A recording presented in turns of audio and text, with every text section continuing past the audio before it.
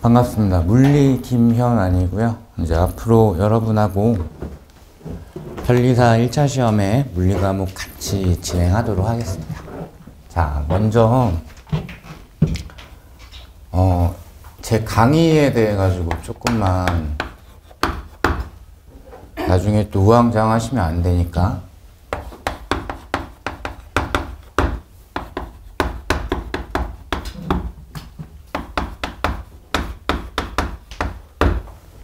제 강의가 이제 총 3가지 분류가 있거든요. 첫 번째로 개념 강의가 있고, 그래서 앞서서 진행을 했었던 초심자들을 위한 입문 강의가 있었고, 이제 오늘부터 진행하게 되는 기본 강의. 여기가 메인 강의가 될 거고요. 그 다음에 문제풀이 같은 경우에는 기출문제하고 이 기출문항에서 제가 조금 변형을 시킨 OX 문제하고 같이 풀어주는 이런 강의가 있고, 그 다음에 제 문제집 기준으로는 유사문제라는 게 있습니다. 다른 시험에서 출제됐던 그 시험 문제들이 수록이 되어 있고, 그걸 풀어주는 강의로 이렇게 2가지가 진행이 될 예정이고요. 최종 정리는 진출되는 유형에 대한 정리를 하는 거, 그 다음에 마지막 파이널.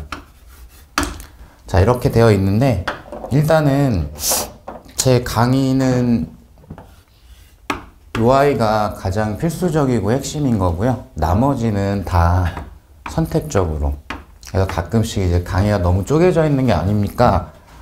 라고 얘기하시는 분들도 있긴 한데, 쪼개져 있다기보다는 이게 원래는 처음에 제가 진행할 때 이거를 하나의 묶음으로 진행을 했었었는데, 이게 상황에 따라서 이제 기출풀이만 좀 필요하신 분들도 있고, 그 다음에 문제 푸는 방법 자체에 어려움이 있어가지고 문제풀이 전체에 대한 게 필요하신 분들도 있고 하다 보니까, 그래서 2개로 이렇게 쪼개져 있는 것처럼 되어 있습니다. 자, 어쨌든 오늘부터 진행하게 되는 기본 강의가, 그러니까 부제라고 해야 되나? 물리 시험을 보기 위해서 필요한 개념을 실전에 맞게끔 저하고 이제 차분히 정리를 하시는 강의입니다. 라고 생각을 해주시면 될 것 같아요. 자, 그래서 이제 교재들은 다 지참을 하셨을 텐데요. 교재는 오늘부터 이제 사용하는 게 개념편. 그 다음에 문제풀이 강의할 때는 문제평.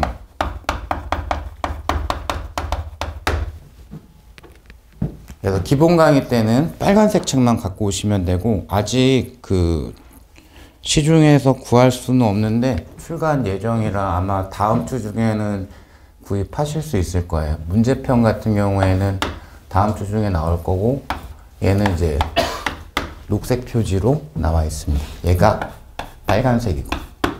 자, 그럼 교재를 좀 이렇게 보신 분들도 있고 하실 텐데, 그거 보시면은 제 교재가 이제 컬러로 출판을 했기 때문에 여러분들 이제 보기 편하시라고 컬러로 출판을 했고요. 거기에 보시면은 뭐라고 해야 되려나? 해당 파트별로 빨간색 그 박스 안에 들어가 있는 아이들이 있어요. 걔네가 최종적으로 머릿속에서 우선적으로 떠올라야 되는 핵심 개념이라고 생각을 해주시면 돼요.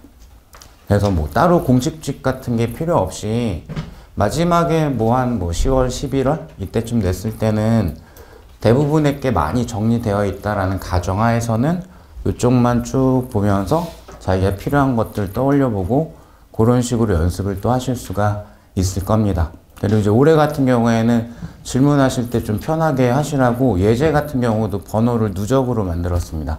그래서 뭐 톡이나 기타 등등으로 질문을 하실 때 그 예제 번호로 그냥 질문을 하시거나 하시면은 조금 더 편하시게 질문을 하실 수 있을 것 같습니다.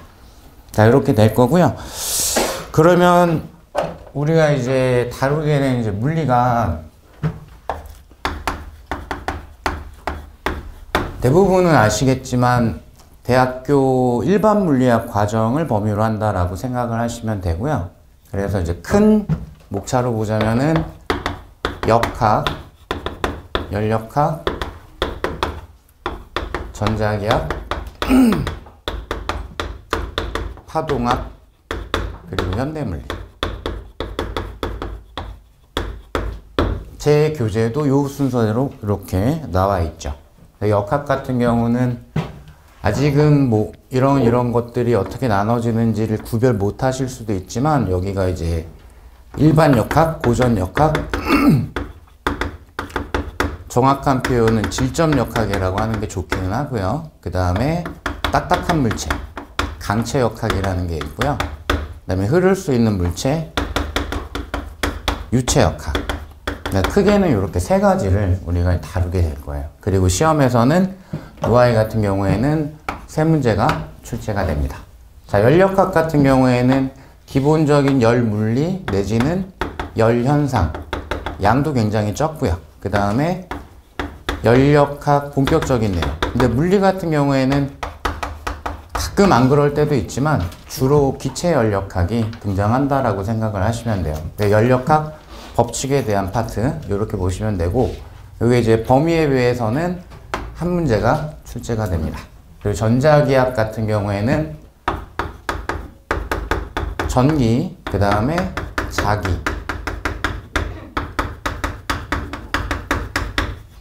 둘의 상호작용이라고 할 수 있는 전자기 유도현상. 원래는 이제 요렇게까지가 딱 물리학에 맞는 범위라고 보는 게 맞긴 한데, 어쨌든 시험 관계에서는 직류와 교류, 회로까지 출제가 되기는 합니다. 그래서 총 4가지 분야로 나눠진다라고 보시면 되고, 출제되는 문항 개수는 3문제가 출제가 될 거고요. 파동 같은 경우에는 제 교재 기준으로는 파동 기본, 아주 기초적인 개념과 또 파동이 가질 수 있는 몇 가지 현상들, 그 다음에 여기에 같은 얘기긴 한데 빛으로 좀 파동을 한정해서 빛에 대해서만 쭉 몇 가지 현상들, 내용들을 정리하는 광학, 이렇게 나눠져 있다라고 보시면 돼요. 여기는 한 문제가 출제가 됩니다. 자, 그다음 이제 마지막 단원이 현대물리인데, 여기는 이제 빛과 물질의 이중성이라는 파트가 있고요. 그 다음에 보호의 원자 모형에서 그 다음에 핵물리까지는 조금 과하고 핵반응 정도. 그리고 이제 얘는 교재에 따라서 이제 다른 분들 같은 경우에 전자기에 넣기도 하지만, 저는 이쪽 내용에 조금 더 일치하는 게 많다라고 판단을 해서 반도체, 요거 이제 우리 시험은 출제된 적은 없긴 한데 뭐 이 정도가 원자와 관계된 내용들, 이렇게 하나의 종류가 있고요. 그리고 우리 시험뿐만 아니라 여러 가지 시험에서 일반 물리가 시험 범위인 경우에는 가장 많이 출제가 되는 파트가 양자역학이라는 파트가 있습니다. 그리고 마무리로 올해 처음 출제가 됐었죠. 상대성 이론이 있죠. 근데 물론 이제 시험에 일반 상대성 이론도 나올 수는 있는데 90% 이상의 확률로 웬만하면 시험 문제 만들 때 일반 상대성 이론은 문제 만들 때 오류가 생기기 쉬워가지고 특수 상대성 이론이 나올 확률이 훨씬 높다라고 생각을 하시면 되고요. 자, 그래서 현대물리 같은 경우에는 2문제가 출제가 됩니다. 이렇게 해가지고 총 10문제가 출제가 될 거고요. 타 시험에 비해 가지고는 이쪽이 2개, 이쪽이 1개, 그러니까 우리가 10문제라고 기준을 했을 땐 그렇게 나오는 게 비중적으로 조금 맞는 것처럼 보이는데, 변리사 시험 같은 경우에는 파동이 조금 약하고 출제되는 경향은, 그 다음에 현대물리가 조금 더 비중이 있구나 라고 생각을 해주시면 돼요. 물론 이제 전체를 다 골고루 잘 맞춰주시면 좋기는 한데, 그러니까 장단점이 조금 있기는 해요.